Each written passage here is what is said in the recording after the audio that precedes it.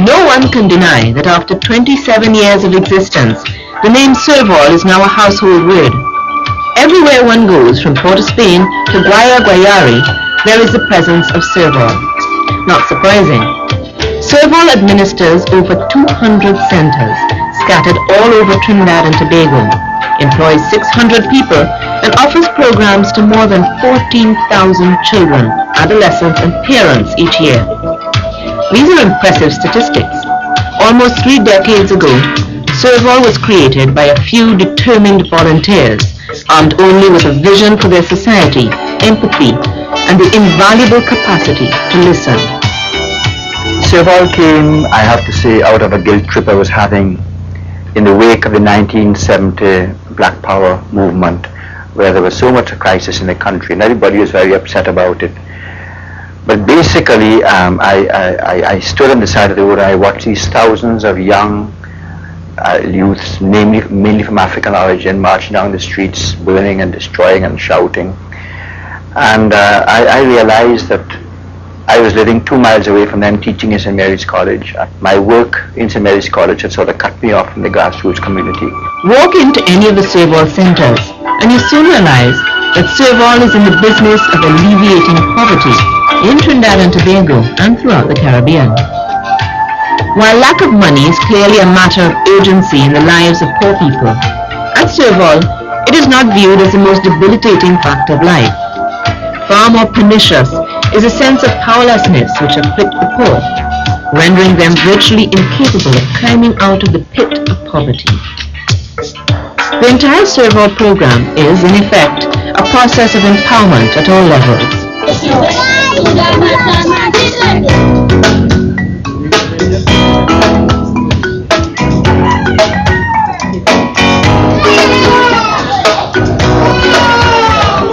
This is facilitated by holistic educational programs. We see what we're doing as a process of empowerment.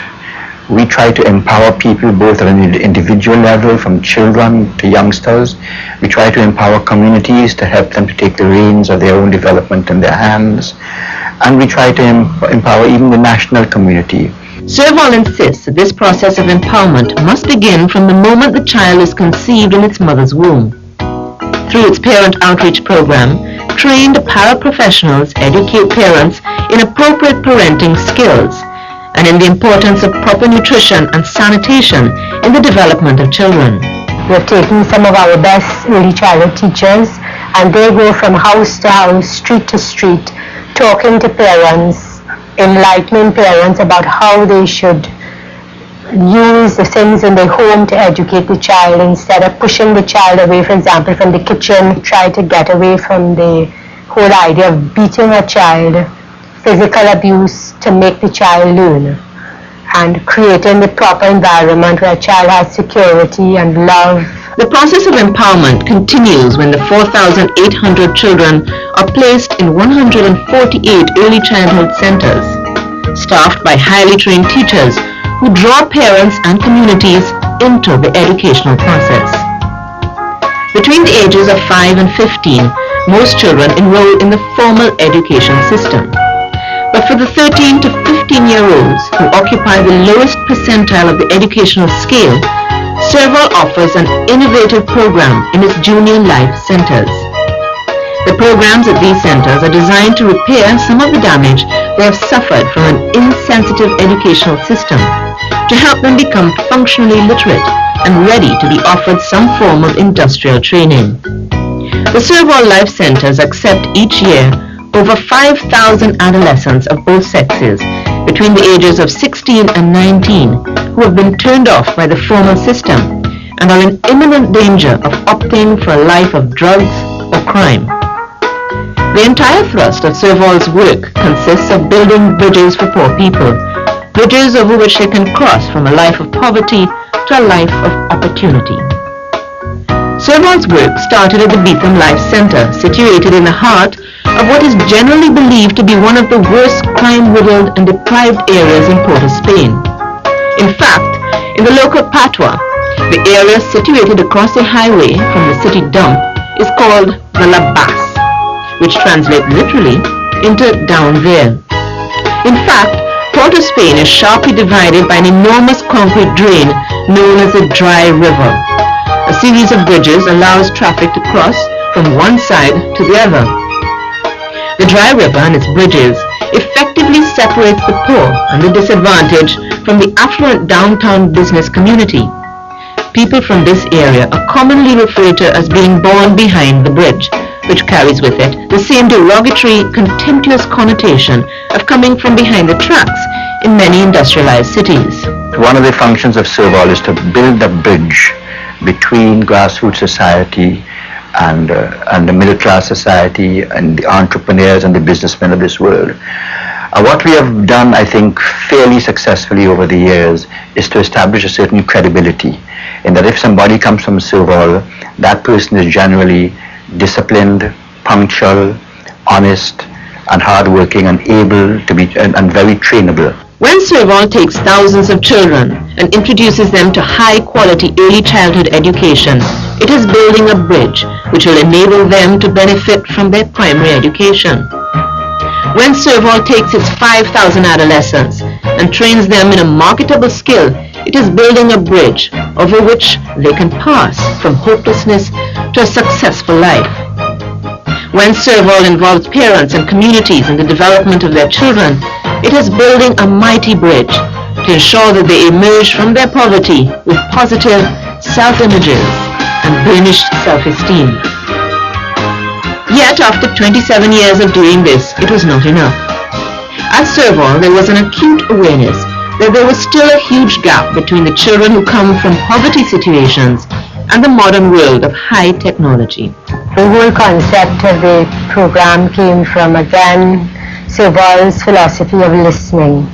We were listening very carefully to what the world of technology and high technology was bringing into the society. Are we not sort of shortchanging them by not introducing them into the world of high technology? Sheer intuition dictated that there was one more bridge to be built. A bridge which will dare to span the enormous chasm separating these children from high-tech employment. In July 1993, Servol approached the Inter-American Development Bank with an astonishingly bold request. It wanted the bank to fund a project that would permit Servol to open the doors of computer technology and advanced electronics to the 5,000 adolescents who graduated from the adolescent life centers every year. Nearly everyone believed that Servol had taken leave of its senses. What nearly everyone forgot was that Servol was founded 27 years ago in a moment of divine madness, that the organization had a long and rich history of dreaming the impossible dream, and that it was convinced that the world of tomorrow would be crying out for computer-literate carpenters, nurses, and seamstresses. It took Servol almost 2 years of tough negotiations with the IDB before they obtained the green light for this project.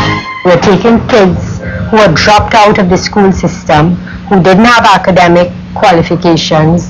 A lot of them had literacy problems, and we were trying to take these kids from that level into the world of high tech.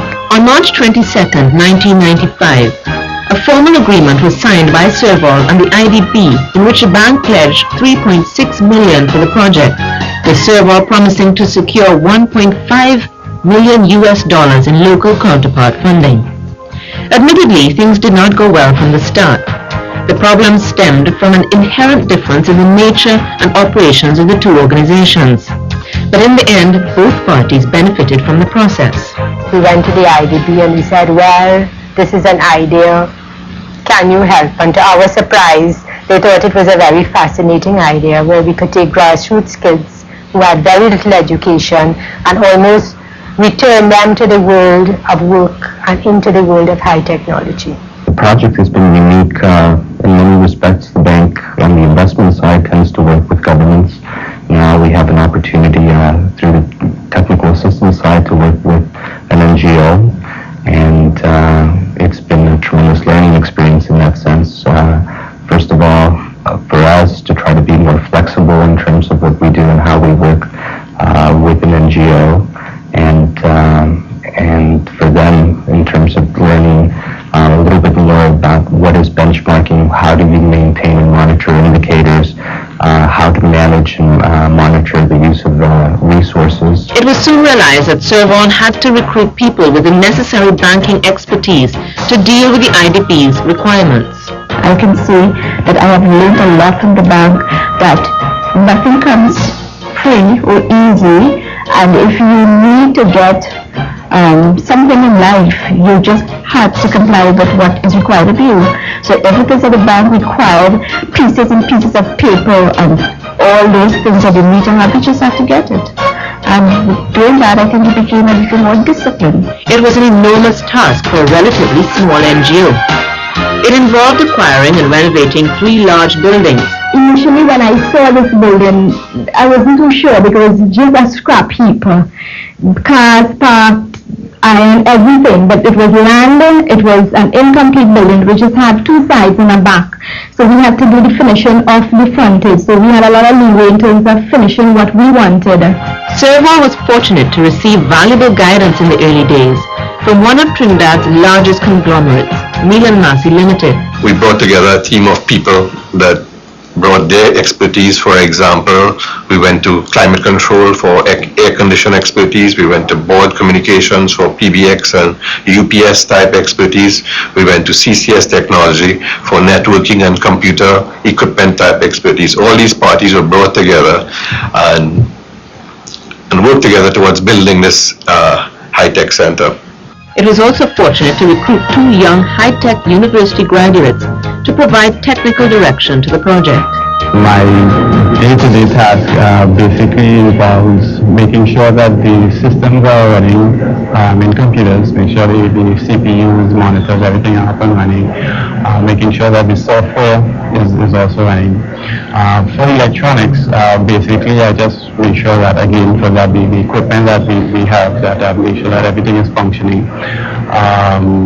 I also have to deal with the instructors and making sure that the instructors follow the curriculum that is provided. The first high-tech center was set up in Chaguanas. A rundown 3-story building was acquired and transformed into a modern high-tech center by the Servol Construction Company under the leadership of Mr. John Millett and ably assisted by the Forest Park and Beetham Life Centers. The second center was set up in Barataria and followed the same pattern. When we get to open a high-tech center, we visit the center and see all the renovation it's supposed to do, right? And then we take our team out and we go ahead and we do all the construction job on the team. It took quite some time to select an appropriate building for the third high-tech center. Seek and you shall find, says the Bible.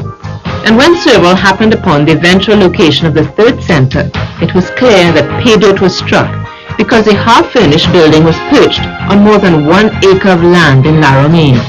One of the most delicate problems which had to be addressed was the insertion of the high-tech program into the already existing Servol curriculum. It involved the mixing of culture, the transplanting of training for what is perceived as white-collar jobs into a 27-year-old organization which had concentrated on basic vocational skills training for grassroots youngsters. It was important that the existing staff be made to feel that the high-tech programs were open to every member of the organization. To achieve this goal, Servol offered evening classes in computer literacy to all members of staff, many of whom took advantage of this opportunity. It was equally important that the 40-plus new staff of the high-tech centers be introduced from the very beginning to basic Servol philosophy. Every job applicant was required to enroll in the Servol Adolescent Development Program to screen out those who were observed to be inflicted with the virus of cultural arrogance. They discovered they have never gone through this journey of self-awareness, of asking themselves, who am I? They discovered that there are hurts and wounds in their own psyche which they'll never put their finger on. Some of them can't deal with it and they leave. Some of them, they refuse to look at it and they leave, and we don't stop them from leaving. But others who are willing to make that journey become excellent instructors, and they can empathize with the young people with whom they deal. In drawing up the syllabus, a great deal of thought was also given to the personal development of the trainees. We do things like public speaking, communication, the interview, how to prepare himself for the interview, how to apply for a job, how to carry himself through the interview and things like that. We also do as well a business plan. They are grouped, the trainees are grouped according to their skill, and they prepare at the end of the term a business plan, which is based on what the small business development company offers. Those are areas. They also do an introduction to accounts, again to help them in the world of work. Because of the low level of literacy demonstrated by a significant number of trainees, Servol linked hands with ALTA, an organization which specializes in adult literacy training. ALTA was to design courses for Servol trainees. What we found was very helpful in that was the kind of materials that we use in ALTA are adult level materials, and they are at the interest level of the students. And we found they work with teenagers just as well as they do with people in their 20s and 30s who we are normally teaching. And we had a lot of positive feedback from the students about the kind of content that we were dealing with. Students begin their day at the high-tech with an assembly session which is conducted by the trainees themselves. Immediately after that, what we have on the whiteboard in the enhancement room is we have the word for the day, and we have a quote that is discussed. What usually happens is that a trainee is anybody can be called, not an instructor of course, because we're trying to get the trainees to get involved in public speaking and so, but an trainee will then call another trainee to make a sentence with the word for the day. We may call up to 3 trainees to make sentences with, the word for the day, and then we will discuss the quote. The computer syllabus begins with an exploration of ways in which computers impact on society. When they come in, we introduce them to introduction to computers, teaching them a bit of how the computer came into the society, the advantage or disadvantage of having a computer today. Then we go directly into the operating system, teaching them how to perform different commands using the DOS commands, how to create directories, create subdirectories, and compare it to the Windows environment today. There are 2 levels of the electronics course, basic and advanced. We had to submit our syllabus to the National Examination Council, and they in turn will send one of their moderators to view what we're doing and to set the exam. And well, we were happy to find out that the track that we were heading on was the right track, and we were preparing our students adequately to take that particular exam. Job training is an important aspect of the program, as it prepares trainees for their first entry into the world of work. We have lecture and discussion sessions where we seek to impart the initial knowledge or the foundation knowledge, and after that we will do practical. So let's say we're doing cover letters, as we are doing currently. We impart the basic knowledge so they understand how a cover letter is supposed to be structured, what is supposed to be in it, what you need to highlight, and so on. And then we post some mock ads on the notice board so that they have some real positions, quote unquote, real positions to apply to. And once we would have done that, we would look at it, critique it, correct them when it needs to be corrected. And the same thing is done for resumes, interviews. Several graduates from the high-tech program have already found jobs and have successfully completed additional courses to enhance their skills and high-tech competency. Only positive feedback has been received from the employers of Servol graduates. He displayed such an outstanding ability to communicate and complete his work accurately that he came out on top, I think, within the first 2 of our review committee on the assessment of graduates. So he was moved from that clerical position into a supervisory position, which he now occupies, and that is handling actual collection accounts, which gives him a wider range of responsibilities. But quite honestly, he has the potential to go much further. My plans for the future are to become an electrical engineer. Right, and right now I have several options open to me, such as John Denison Technical Institute, or I could do it privately with City and Gill. And with the computer literacy that I did, those I know will help me out in the future with that course, because I believe both of them go hand in hand. And how do students feel about this opportunity to be exposed to high technology? There's a great demand for computer literacy in Trinidad especially. Everything is going computerized now. I would like to open my own business, and by the time I reach to the age where I will have it established, I may need a computer, so all this will fall into place. Making ourselves more marketable to school because we have like an extra skill and things that, like this is like things that everybody needs, like they use it like every day. Most of the offices have them, so The success of Servol's high-tech program is probably best exemplified by the story of Mr. Bandele Pin. Having all this information, being so interested in plumbing and everything, they sent me on a little job training, okay, to further my practical skills in plumbing. When I started doing computer course, I observed the same trend. Not like the secondary school, but the trend that the instructors paid close attention to you. They were interested in what you're doing, and what were your ideas, what were your views about this. It was about time that Servol, could have more or less a flower of their own, germinate and let everyone see what he or she has to offer. Servol successfully brokered an arrangement with Oxford University to award certificates in early childhood education to its preschool teachers. 10 years later, Servol opened doors of yet another prestigious English university to its adolescent graduates. On March 19, 1997, the Servol Life Centre on the Beetham Estate hosted its first ever graduation ceremony of 25 trainees with certificates in computer information technology awarded by Cambridge University. The significance of this event cannot be overemphasized. In effect, it signals that the organization has crossed an enormous bridge by leading adolescents from behind the bridge into the world of advanced technology.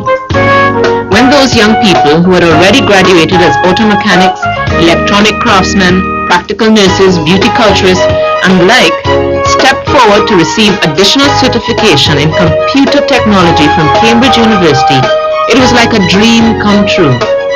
A dream come true for an organization which has always sought to build bridges of opportunity that allow the disadvantaged in our society to climb out of the trap of poverty and deprivation.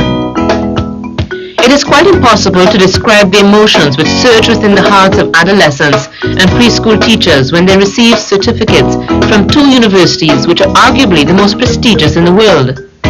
Not in their wildest dreams did they ever think that they would one day receive a certificate with the magic names of Oxford and Cambridge embossed on the top. Servol's mission statement reads, Servol is an organization of weak, frail, ordinary, imperfect, yet hope-filled and committed people, seeking to help ordinary, imperfect, yet hope-drained people become agents of attitudinal and social change in a journey which leads to total human development. It does so through respectful intervention in the lives of others and seeks to empower individuals and communities to develop as role models for the nation. And that, in the final analysis, is what Servol is all about. The reason that I keep coming back to Servol year after year, despite my advanced age, is that it is the only place in the world I know where you can witness miracles every day of life. The miracle of a young person changing before your eyes from negatively motivated, from sort of feeling badly about himself, to becoming creative, articulate, and positive.